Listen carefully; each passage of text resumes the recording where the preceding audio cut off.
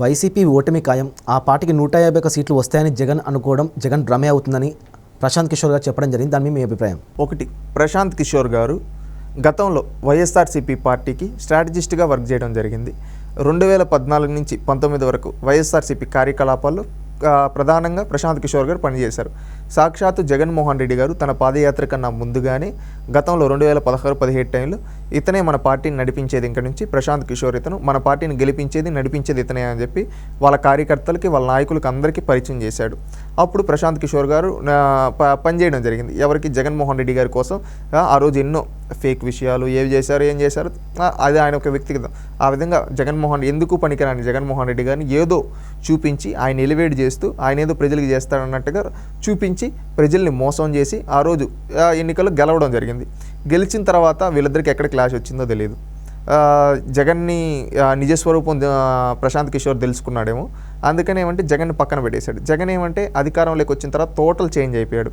ప్రజలకు సేవ చేయకపోగా ఒక నియంతలాగా అందరినీ అరెస్ట్ చేయడం, గుండాయిజం చేయడం, రోడిజం, ఇవి ఎవరు కానీ ఒక స్థాయి వరకు భరిస్తారు. ఒక స్థాయి తర్వాత ఎవరు భరించరు, విరక్తి వచ్చి వదిలేస్తారు.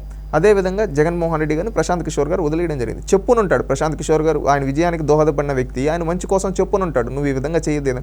అది వినున్నాడు జగన్మోహన్ రెడ్డి గారు. ఏంటంటే నన్ను ఎవరు ఇంకేం చేస్తారు, నీ పని అయిపోయిందిలే అన్నట్టు ఇతను పక్కన పెట్టుంటాడు. ఏంటంటే వీళ్ళు స్ట్రాటజిస్టులు, వీళ్ళన్నీ గమనిస్తూ ఉంటారు. ప్రజలకి నువ్వు మంచి చేస్తున్నట్టు అధికారం ఇచ్చునుంటారు, నువ్వు మంచి చేయలేదు కాబట్టి ఓడిపోతున్నావు అని చెప్పి ఈయన క్లారిటీగా చెప్పడం జరిగింది.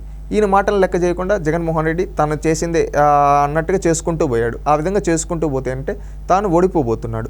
ఈరోజు అదే చెప్తున్నాడు ప్రశాంత్ కిషోర్. నాడు ఎన్నికల వ్యూహకర్తగా ప్రశాంత్ కిషోర్ని పొగిన నోళ్ళే నేడు తెగడాన్ని ఏ రకంగా చూడొచ్చు అంటారు? అంటే ఇప్పుడు మీరు చూస్తుంటారు రాజకీయాలు, ఒక పార్టీలో ఉన్నంతసేపు బాగా మాట్లాడతారు, ఇంకొక పార్టీకి వెళ్ళిన వెంటనే ఈ పార్టీని తిడతారు. అదేవిధంగా ఈరోజు వైఎస్ఆర్సీపీ వాళ్ళు ప్రశాంత్ కిషోర్ని తిడుతూ ఉండొచ్చు. ఈరోజు ప్రశాంత్ కిషోర్ ఎవరికి పనిచేయటం లేదు. ప్రశాంత్ కిషోర్ ఏంటంటే తాను ఇచ్చిన ఇంటర్వ్యూస్లో, గతంలో 2 నేషనల్ మీడియా ఛానల్స్కి ఇచ్చిన ఇంటర్వ్యూలో కావచ్చు, రవిప్రకాష్కి ఇచ్చిన ఇంటర్వ్యూ కావచ్చు, నిన్నేదో బీహార్కి ఇచ్చిన ఇంటర్వ్యూలో కావచ్చు, అక్కడ అన్నింటిలో ఒకటే చెప్తున్నాడు, జగన్ ఓడిపోబోతున్నాడని. ఇది చాలా రోజుల క్రితం నుంచి చెప్పాడు. ఒక సంవత్సరం ముందు నుంచి కూడా జగన్ని హెచ్చరించడం జరిగింది, ఈ విధంగా వెళ్తే కుదరదని. కానీ జగన్ ఏంటంటే ఎవరు మాటలు వినకుండా తన చుట్టూ ఉండే సలహాదారులు ఎవరైతే సజ్జలరావు ఇలాంటి వాళ్ళ మాటలని మొత్తం చెడదొబ్బుకున్నాడు, తన పార్టీని నాశనం చేసుకున్నాడు. ప్రజలు ఏమంటే సంక్షేమం ఒకటే కాదు, సంక్షేమంతో పాటు అభివృద్ధి కోరుకుంటారు. నువ్వు పని చూపించావనుకో వాడు సొంత కాళ్ళపై నిలబడతాడు. నువ్వు ఇచ్చే డబ్బులు అంటే నువ్వు బటన్ నొక్కావు ఒకప్పుడు, ఇప్పటి వరకు డబ్బులు వల్ల వాడి కుటుంబం ఎలా నడుస్తుంది? ఈ విధంగా నువ్వేమన్నా సంపద సృష్టించిస్తున్నావు, అప్పు చేసిస్తున్నావు. ఈరోజు అప్పు పుట్టకపోతే డబ్బులు రాదు. అందుకని ప్రజలు ఏమంటే అప్పు చేసి పప్పు కూడడం తినడానికి కాదు ఉండేది. వాళ్ళు ఏమంటే మా సొంతంగా మనకు పని చూపిస్తే మనమే పని చేసుకుంటాం కదా, సంక్షేమం ఇవ్వాలి, సంక్షేమం పాత అభివృద్ధి ఉండాలని కోరుకుంటారు. అది జగన్మోహన్ రెడ్డి గారు చేయలేదు. అందుకని జగన్మోహన్ రెడ్డి గారు ఓడిస్తున్నారు. ఇప్పుడు ఇక్కడ ప్రశాంత్ కిషోర్ గారు చెప్పింది కూడా మీరు ఒక్కసారి ఆలోచిస్తే, ఎవడైనా ఓడిపోయేవాడు నేను ఓడిపోతానని చెప్పుకోడు. ఇప్పుడు 10 రౌండ్లు ఉంటే 6వ రౌండ్ వరకు తాను డిఫీట్లో అంటే మెజారిటీలో లేకపోయినా కానీ 7వ రౌండ్లో కూడా నేను గెలుస్తానని చెప్పుకుంటూ ఉంటారు. అదేవిధంగా ఇక్కడ జగన్మోహన్ రెడ్డి గారు కూడా తను ఓడిపోతున్నాడు, అది జగన్కి తెలుసు. కానీ తను ఓడిపోతున్నాను తన నోటితో చెప్పడు కదా, ఈ విధంగా అని చెప్పుకుంటున్నాడు అని చెప్పి క్లారిటీగా చెప్పడం జరిగింది. ఈవెన్ వైఎస్ఆర్సీపీ కార్యకర్తలే అంటున్నారు కదండి, ఈరోజు వైఎస్ఆర్సీపీ హార్డ్ కోర్ బూతుల్లో కూడా ఈసారి మెజారిటీ ఎవరికి వస్తుందంటే ఈసారి తెలుగుదేశంకి ఎజ్జి రావచ్చేమో మా బూత్లో అని చెప్పి వాళ్ళే అంటున్నారంటే జగన్మోహన్ రెడ్డి గారి ఓటమి ఏ విధంగా ఉండబోతుందో చూడండి. అలాగే ప్రశాంత్ కిషోర్ గారు మాట్లాడుతూ చాలా సందర్భాల్లో సీఎంగా చంద్రబాబు నాయుడు అవ్వడం ఖాయం, అలాగే 150 పైన సీట్లు గెలుస్తుందని కూడా చెప్పడం జరిగింది కూటమి. దీని మీ అభిప్రాయం?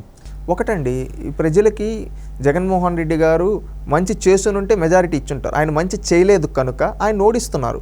రేపు తెలుగుదేశం పార్టీ ఒక హోప్ లాగా కనిపించింది రాష్ట్రానికి. ఎందుకంటే గతంలో చంద్రబాబు నాయుడు గారు చేశారు, అభివృద్ధి చేశారు.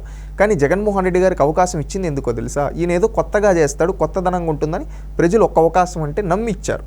ఆ విధంగా ఆయన ఒక్కో అవకాశాన్ని సద్వినియోగం చేసుకోకపోగా దుర్వినియోగం చేసుకున్నాడు.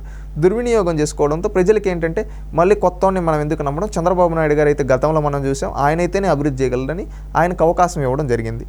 రేపు ఇస్తారు ఖచ్చితంగా. రేపు 151 సీట్లు 160 సీట్లు అది ప్రజా తీర్పు రేపు జూన్ 4 వచ్చిన తర్వాత మనకు తెలుస్తుంది. దానికి తగ్గట్టుగా చంద్రబాబు నాయుడు గారి పాలన కూడా ఉంటుందని మేము భావిస్తూ ఉన్నాం. ఈరోజు ఏంటంటే జగన్మోహన్ రెడ్డి గారి లాంటి నియంతలు ఎవరైనా కానీ రేపు కాలగర్భంలో కలిసిపోతారు. ఎందుకంటే ప్రజల అధికారాన్ని ప్రతి ఒక్కరికి ఇస్తారు. మంచి చేస్తే ప్రజలు మళ్ళీ ఇస్తారు, మంచి చేయకపోతే ఓడగొడతారు, వాళ్ళ భవిష్యత్తు అంతటితో అంధకారం అయిపోతుంది. ఆ విధంగా రేపు జగన్మోహన్ రెడ్డి గారికి సమాధి కట్టబోతున్నారు ఆంధ్ర రాష్ట్ర ప్రజలు.